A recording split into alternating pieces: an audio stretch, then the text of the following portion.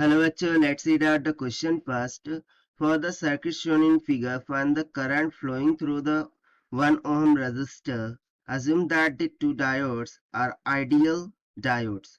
यहाँ पर हमें सर्किट गिवन है, ठीक है, जिसमें हम देख सकते हैं एक डायोड D1 2 ओम रेजिस्टर के साथ जुड़ा है, D2 2 ओम रेजिस्टर के साथ जुड़ा है और बैटरी के साथ एक 1 ओम की रेजिस्टेंस जोड़ दी है। सो हम बताना है इस 1 ओम रेजिस्टर से यानी कि बैटरी के थ्रू फ्लो होने वाला करंट की वैल्यू कितनी होगी। तो चलिए स्टार्ट करते हैं हम सोल्यूशन से। But before of its let's talk about the key concept which we are going to use here for this question। तो जैसा कि यहाँ पर बोला गया है आइडियल डायोड्स है। सो आइडियल डायोड्स के बारे में हम थोड़ा सा की कॉन्सेप्ट देख लेते हैं कि बेसिकली डायोड टू रीजन में वर्क करता है। एक तो हो जाता है फॉरवर्ड बायस, ठीक है, और दूसरा हो जाता है रिवर्स बायस। अब फॉरवर्ड बायस में वो कंडक्ट करेगा और रिवर्स बायस में वो कंडक्ट नहीं करता। सो फॉरवर्ड बायस कब होगा वो हम देख लेते हैं। सो देखिए इसके दो टर्मिनल्स हो जाते हैं, एक होता है P, एक होता है N। यदि मैं P टर्मिनल को बैटरी के पॉजिटिव से N टर्मिनल को बैटरी के निगेटिव से जोड़ दूं, उस टाइम पर उसे हम फॉरवर्ड बायस बोल देते हैं। और यदि मैं डायोड को P टर्मिनल को बैटरी के N टर्मिनल से जोड़ दूं यानी कि निगेटिव टर्मिनल से, और पॉजिटिव के टर्मिनल को डायोड के N टर्मिनल से जोड़ दूं, सो उस टाइम पर diode is set to be in reverse bias. So जब डायोड रिवर्स बायस में होगा वो कंडक्ट नहीं करेगा और आइडियल केस में वो ओपन स्विच की तरह एक्ट करता है, ठीक है। और वहीं पर फॉरवर्ड बायस में आइडियल केस में डायोड एक क्लोज स्विच की तरह एक्ट करता है। तो बस इन्हीं केसेस को यहाँ पर हमें डिस्कस करना होगा। सो देखिए सबसे पहले यदि मैं यहाँ पर देखूँ D1 के बारे में, सो देखिए यहाँ से ये बैटरी का positive terminal negative positive terminal यहाँ पर आ रहा है, निगेटिव यहाँ पर आ रहा है, ये होता है P, ये होता है N। सो D1 क्या हो गया फॉरवर्ड बायस, यानी कि ये सिंपल एक क्लोज स्विच की तरह एक्ट करेगा, राइट।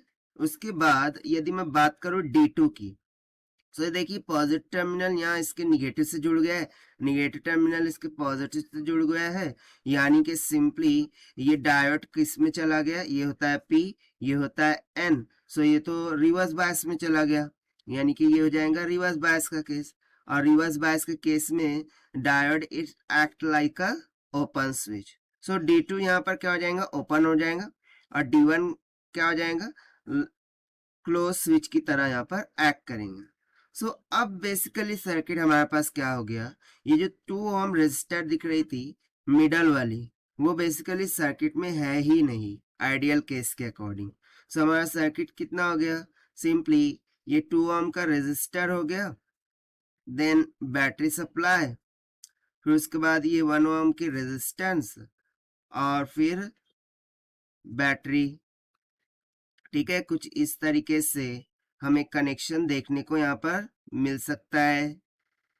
नाउ अब हमें फाइंड करने के लिए क्या बोला था कि बैटरी से फ्लो होने वाला करंट, यानी कि 1 ओम रेजिस्टर से फ्लो होने वाला करंट है। तो बेसिकली जो करंट है वो बैटरी के पॉजिटिव टर्मिनल से तो निगेटिव टर्मिनल की तरफ फ्लो होगा, यानी कि इस तरीके से, राइट। तो चलिए हम इसको फाइंड आउट कर लेते हैं। सो बेसिकली यहाँ पर देखिए ये 2 ओम रेजिस्टर 1 ओम रेजिस्टर दोनों कैसी आ रही है सीरीज में। अब बैटरी का वोल्टेज सप्लाई, तो यहाँ से मैं डायरेक्टली बोल सकता हूँ the current flowing through out the 1 ohm resistor this will be equals to voltage divided by the R equivalent, क्योंकि यहाँ पर जो करंट 1 ओम से फ्लो होगा वही 2 ओम से भी फ्लो होगा। सो बैटरी सप्लाई कितना है 6 volt divided by R equivalent क्या होगा। सो देखिए दोनों सीरीज में है और सीरीज में रेजिस्टेंस ऐड हो जाती है, तो सिंपली हो जाएगा 1 + 2, this will comes out 6 divided by 3, that will be equals to 2 ampere। सो यहाँ 1 ओम रेजिस्टेंस से फ्लो होने वाला करंट का मान कितना आ गया 2 एम्पियर के बराबर, जो कि हमने सॉल्व कर लिया by using the concept of diode से। Now let us take the option, so option B will become correct। So this is the required solution। I hope you understood well। Best of luck। Thank you।